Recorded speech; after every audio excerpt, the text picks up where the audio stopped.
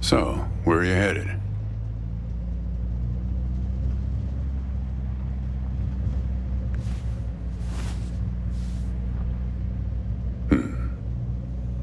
Not the talkative type, eh? That's okay. Most people I pick up are just waiting for their turn to talk. Want a raisin? They're from my farm.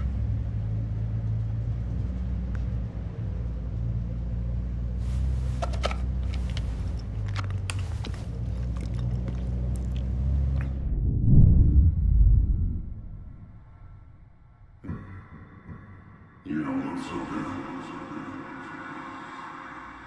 Guess those things don't agree with you yet. Strange. They're Thompson seedless. Good raisins. We still farm more of those in California than anywhere on Earth. You want to know the clearest evidence that reality isn't real?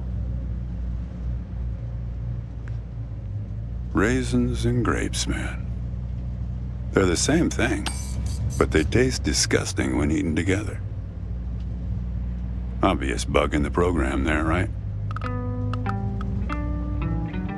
Memory is a slippery thing. Think about when somebody asks you about this ride later, assuming you even know where you're going, and get someplace where somebody can ask you. Hey, how'd you get here anyway? They'll ask you.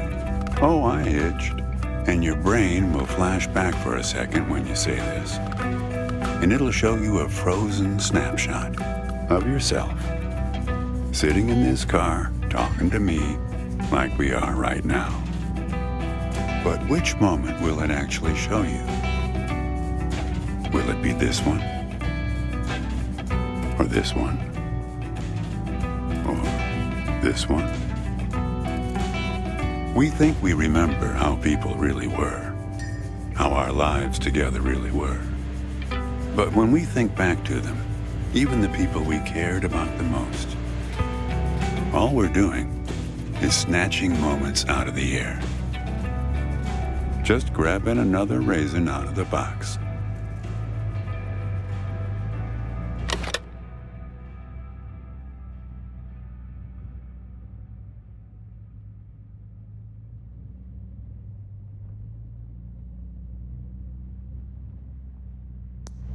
Just grabbing another raisin out of the box. I've spent a lot of time around raisins. They're like those dogs you see with wrinkles of skin falling over their eyes. Not the most handsome dogs.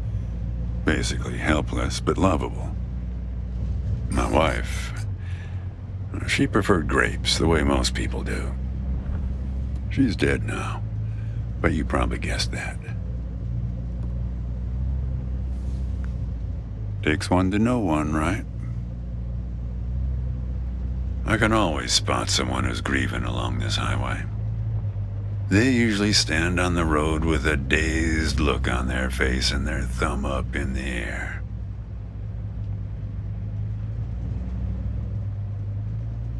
Young guy like you, I wouldn't have a clue. My wife, if I'm totally honest with you, I don't really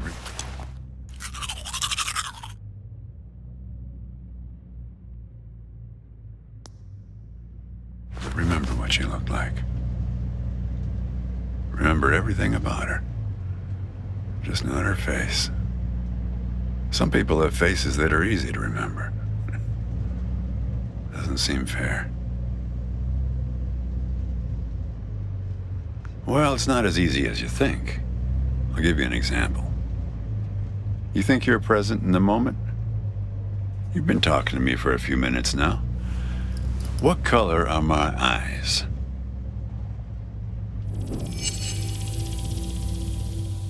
Nope.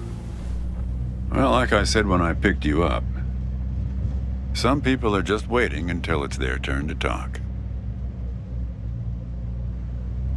Hey, kid. Do me a favor and crack the window, would you?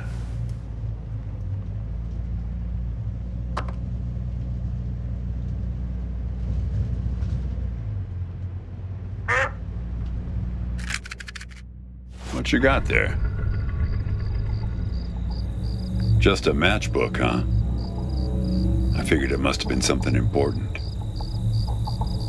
Because the window is still closed. Hey, kid. How about opening that window?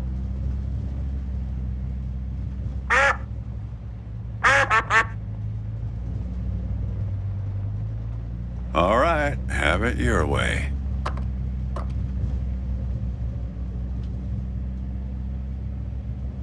Not much profit in talking geography with someone who doesn't know where he's going or where he's from. But if you want to know, the trunk of this car is full of 4 bushels of raisins that I'm driving to my brother's place in Intercourse. That enough info for you, Copernicus? Yep. Intercourse, Pennsylvania. You're not going to believe this, but my other brother lives in Lampshade, Texas. I once picked up a guy who'd been to the Czech Republic. They've got some really weirdly named places over there, he was telling me. One place that means young celebrator of pain. The thing is, some of these places are 700 years old. I guess they didn't really know how to name places back then.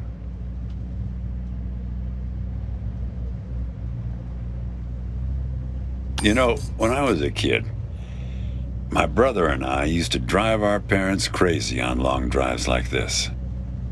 Our folks wouldn't let us listen to the radio in the car. So we used to make up these songs about food on long drives.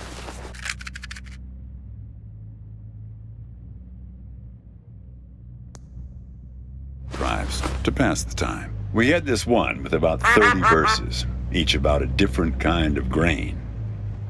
There was this one time when we passed a billboard for this new kind of bread. Challah bread. In hell they have a hell a lot of challah bread. In hell they have a hell a lot of challah bread. In hell they have a hell a lot of challah bread. In hell they have a hell a lot of challah bread.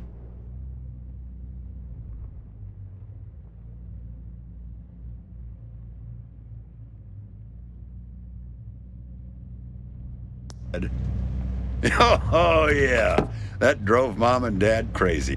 Come on, join in. In hell they have a hell a lot of challah bread. In hell they have a hell a lot of challah bread. In hell they have a hell a lot of challah bread. In hell they have a hell a lot of challah bread.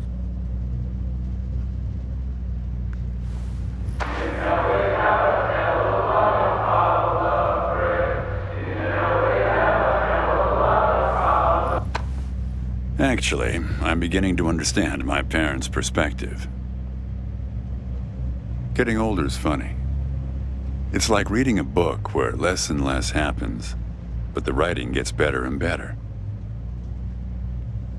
Thanks. I got it from an app. It's this app with philosophical sayings. My wife got it for me, to make me sound smarter. Oh, she had a way with words. Yeah, well, that all sort of depends on which raisin you take out of the box, right? How you spin it. We were married for 37 years. People used to ask us how we managed, being married and all, working off the side of the road together, sharing a little trailer. The truth is, nobody knows if they're happily married. All they know is that it's the thing they've been doing every day for the last 37 years. It's not that simple, Copernicus. Life has a way of chipping away at that certainty. It'd be easier if you had a number assigned to you, a number from 1 to 100, printed on both your foreheads where you could always see it. It would arrive in the mail every year, right after you file taxes. Oh, we're a 71. That couple down the street, the Rosens, they're in 82 this year. Oh, I guess they have it a bit better than us. Some way of knowing.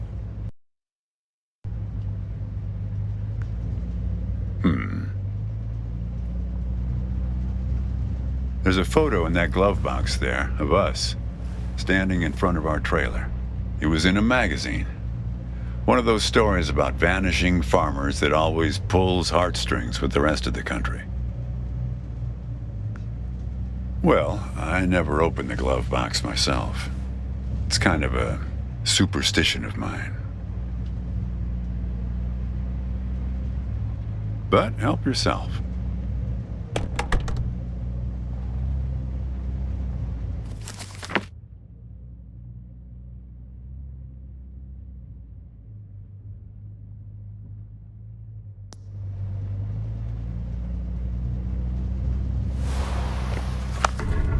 Hey, where'd you get that? That's not her. And that guy there, he looks like you. I don't know. I was going to ask you the same question, Copernicus. Did he? Who gave this to you? Well, I guess it belongs to you. You'd better hold on to it.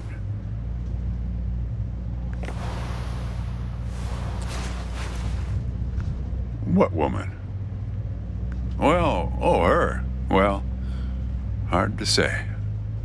I wouldn't lose any sleep over it. What's that black thing in the glove box anyway?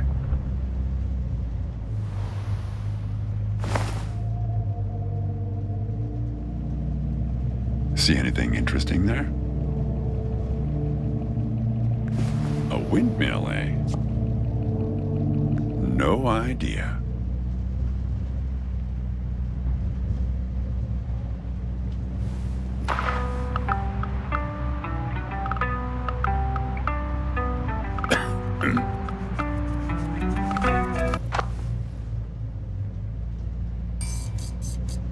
Say, want to hear a joke?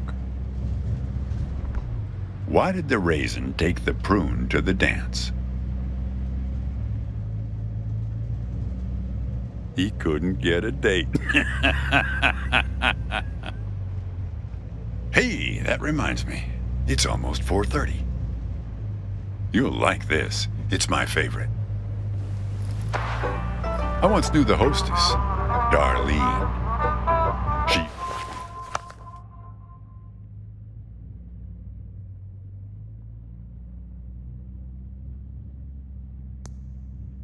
She used to change the tires on my truck on Highway 51. Welcome to another Interstate Riddle Hour.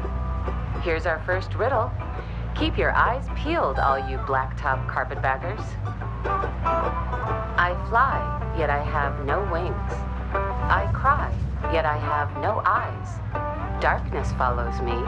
Lower light I never see.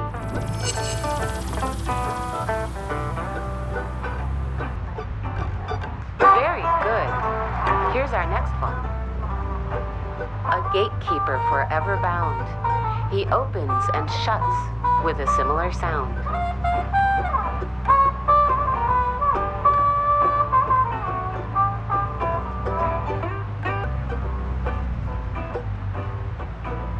Very good. I don't know why I listen to this every day.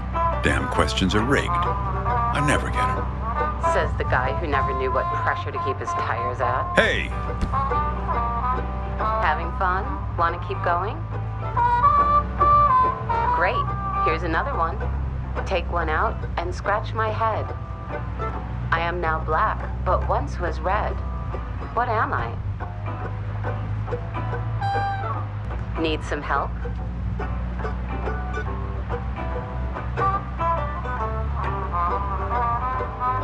Check your backpacks, friends. The answer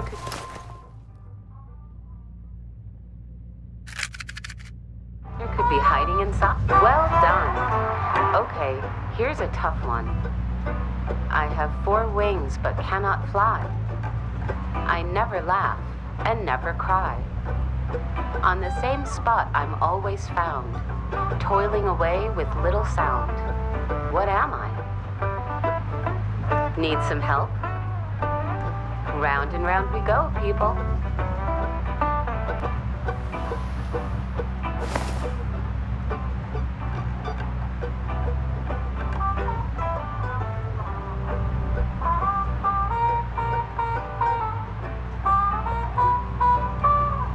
All right, here's our last riddle. He lies without touching the ground. Oh, come on, Darlene. Need some help? I never did like changing his tires.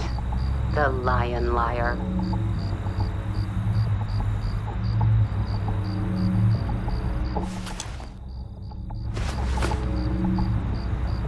Damn it, Darlene. I should have tipped her better when she changed the tires. She's been out to get me ever since.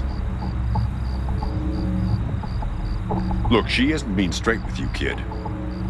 Check the photo, Copernicus. The photo in your bag. Then you'll see.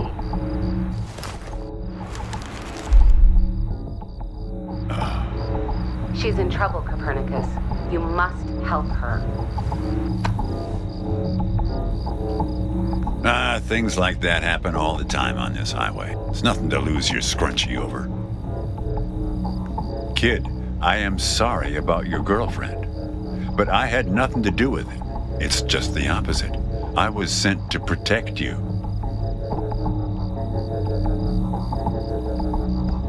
You did. You picked this car every bit as much as I chose to stop for you. You picked this car, picked me, not to feel anything.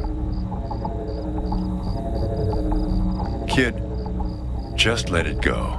There's nothing for you down that road. Nothing but hurt. Look, I admit I lied, but only about one thing.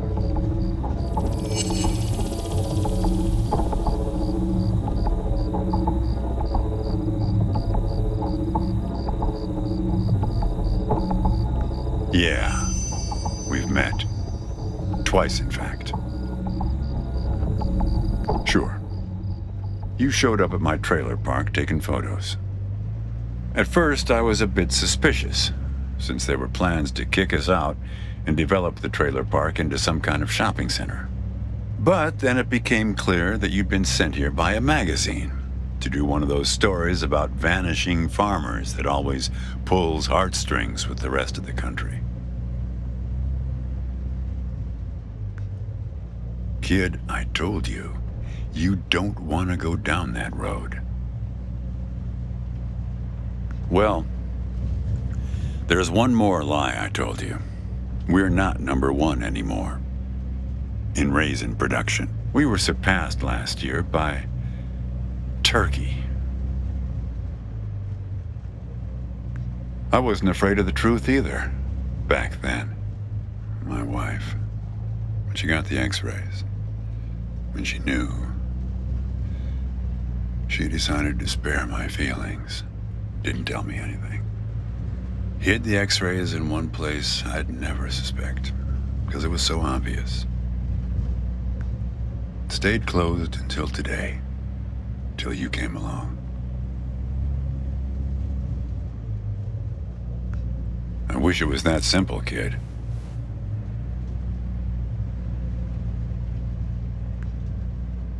Hey, Chief, why don't you have a look here?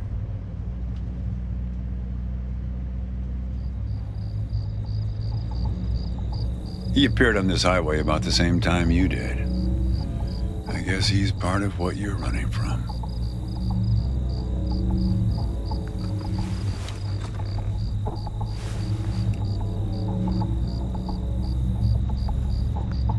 Not sure. You can't see him directly. He only shows up in mirrors, windows, pictures. Well, we haven't talked yet about the second time we met. That's the thing. It's a little hard to explain. Better if I just take you there. It's just a quick detour. We'll be there in a minute. But close the window. You don't want to have it open where we're headed.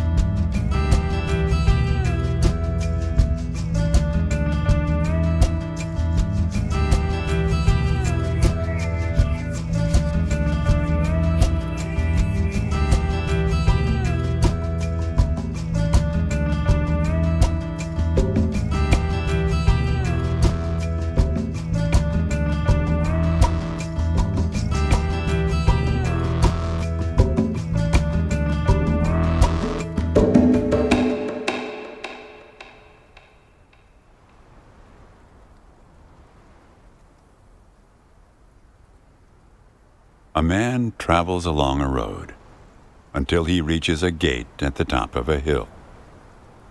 The road has been long and straight so far, and the going has been easy. But now the man can't go any further, so he takes a seat by the road to rest. The man waits, and after a length of time that seems neither short nor long, the gate opens, and a guard appears.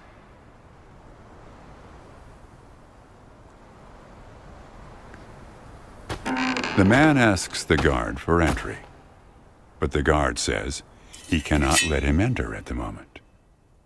The man thinks for a second and asks if he will be allowed through later.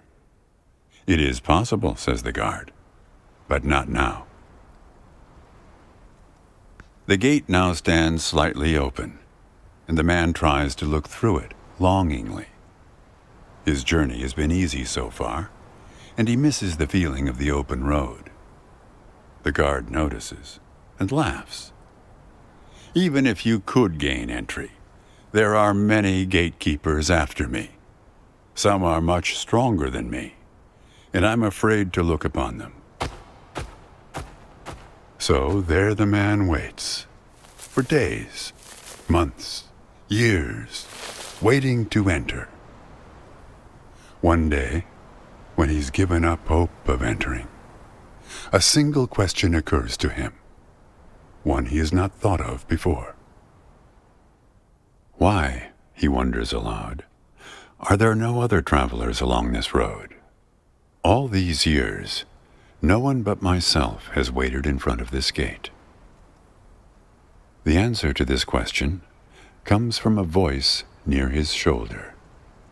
It is you who made this gate, says a bird perched nearby. So it exists for no one but you. But why?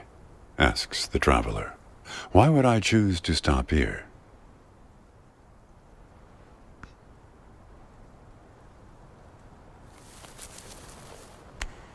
The bird answers after hungrily eating a crust of bread from the man's hand. After this point, the road becomes less straight. It splinters like the tree in which I live, splitting into dozens, hundreds of branches. The path becomes impossibly narrow and frail, and crowded with the view of other paths one could have taken. There's only one point ahead on the road where all paths converge, where all points join, where the light shines through skin and through lies. But it's never been reached by one of your kind, a traveler who walks on feet.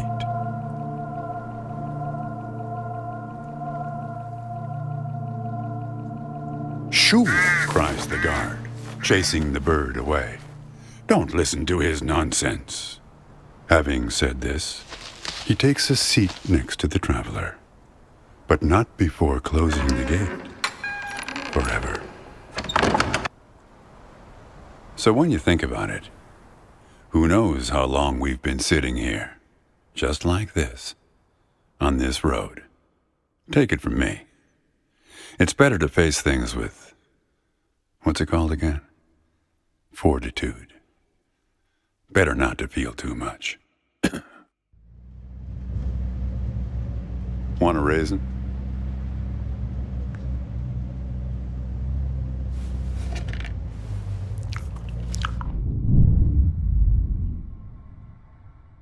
See?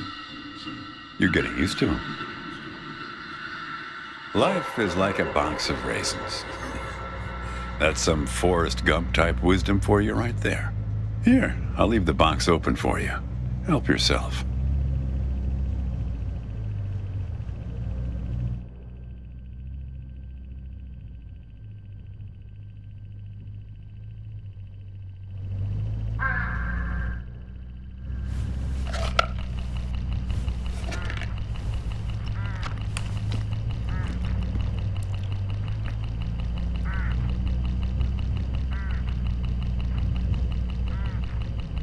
Look, hooded crows all along this road.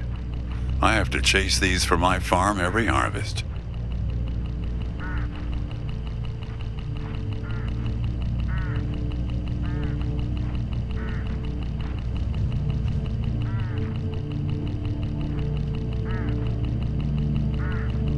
They look hungry. Didn't get much peck out of this last harvest.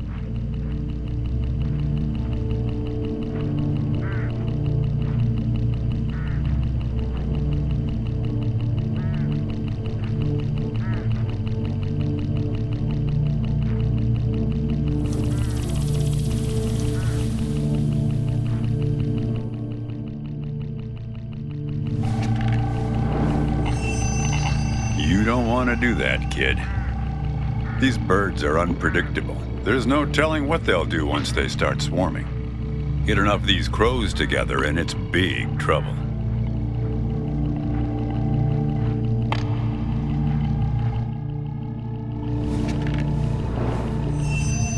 You're making a mistake, kid. You don't know where they're taking you. Look, I'll help you. I'll help you figure out what happened when she came back from Europe. Look, I get that you're mad, and I don't blame you. But you don't know what's out there, kid. What other drivers on this road are like. Stay with me, and things will play a whole lot safer. All right, I guess you made your choice. Don't blame me for what happens next. Now you've done it. They've taken control of the car. I don't know, Copernicus. Why don't you ask them?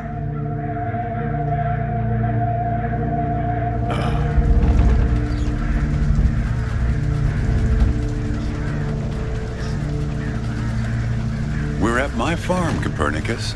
I had a funny feeling the moment you looked through those binoculars. Well, they're pulling us around in circles. They're afraid of the scarecrows I put up here last summer. They want to take you, I suppose, to that windmill in the middle.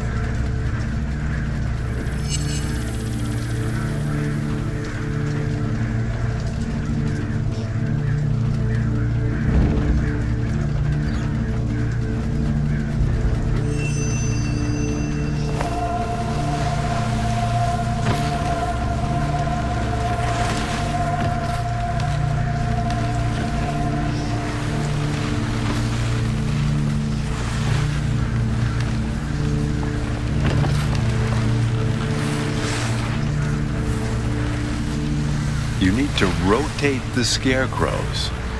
See if you can find something in this car that might do the trick. That's it, kid. Now, more of the same.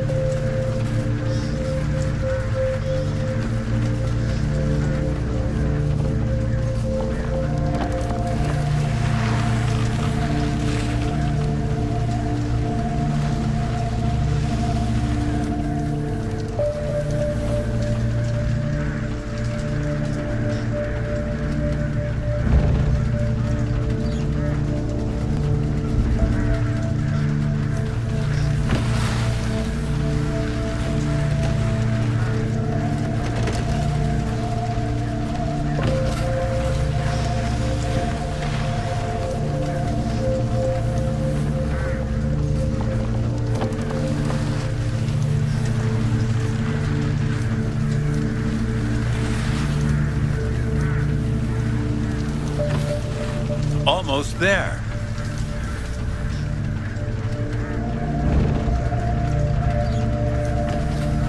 That's it, kid.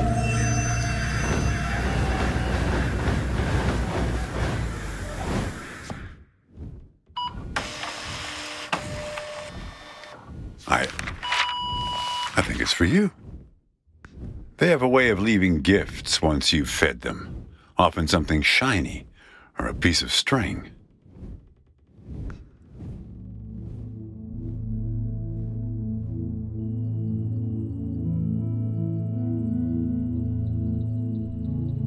I'm going away for 2 months. I'll be back before you know it. It's practically a cliche. Going to Europe to have new experiences, and yeah, it's corny, but maybe find myself.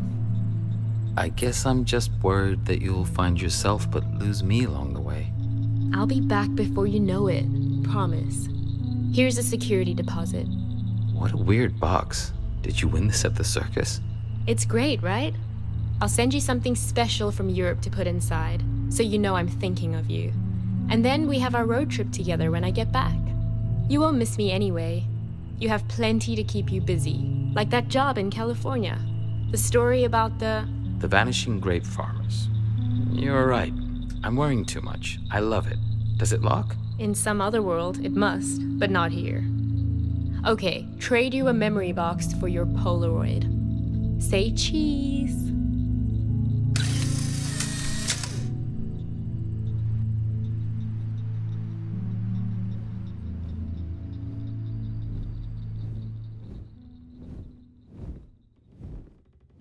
Well, now that you know how it started, it doesn't make the next step any easier, does it?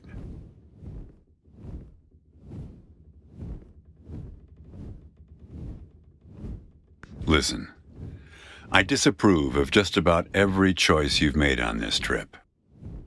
But I like you, kid, and I can see you've made up your mind. If you want to find your girlfriend, if you want to find out what happened, if you really want to go there, you've got to find that box. I don't know, kid. But find that box and the key. Open the box before it's too late. Well, this is where I say goodbye. Unless you want to help transport 4 bushels across. Nah. Just remember, there are many more gates ahead and many more guards. I'm pretty much the friendly drunken uncle of the bunch. Well, good luck to you, kid. Oh, one more thing. What did the grape say when he got run over by the car? Nothing. He just gave a little whine. Good luck with your search.